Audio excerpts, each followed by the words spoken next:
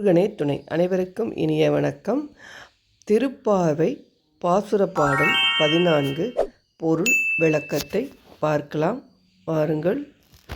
உங்கள் புழக்கடை தோட்டத்து வாவிலுள் செங்கழுநீர் வாய் நெகிழ்ந்து ஆம்பல்வாய் கூம்பினக்கான் செங்கல் பொடிக்கூரை வெண்பல் தவத்தவர் தங்கள் திரு கோயில் சங்கிடுவான் போதாதார் எங்களை முன்னம் எழுப்புவான் வாய்ப்பேசும் நங்காய் எழுந்திராய் நாணாதாய் நாவுடையாய் சங்கொடு சக்கரம் ஏந்தும் தடக்கையன் பங்கைய கண்ணானனை பாடேலோர் எம்பாவாய்.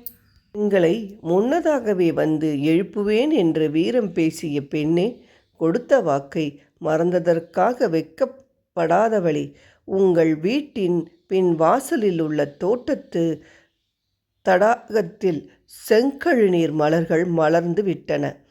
ஆம்பல் மலர்கள் தழை கவிழ்ந்தன.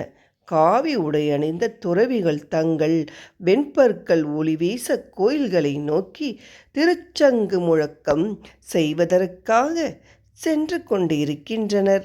ஆனால் பெண்ணே, சங்கும் சக்கரம் ஏந்திய பலமான கரங்களை உடையவனும் தாமரை போன்ற விரிந்த கண்கள் உடையவனுமான கண்ணனை பாட இன்னும் நீ எழாமல் இருக்கின்றாயே.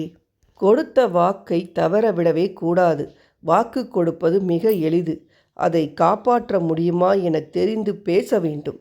வாக்கு கொடுத்துவிட்டு பிறரை ஏமாற்றுபவர்கள் கொஞ்சம் கூட வெட்கமின்றி திரிகின்றார்களே என ஆண்டாள் வருந்துகிறாள். நாக்கு சரியானதை மட்டுமே பேச வேண்டும், சொன்னதை செய்ய வேண்டும் என்பது இப்பாடல் உணர்த்தும் கருத்து. திருப்பாவை பாசுர பாடல் 14 பார்ப்போம். நன்றி, வணக்கம்.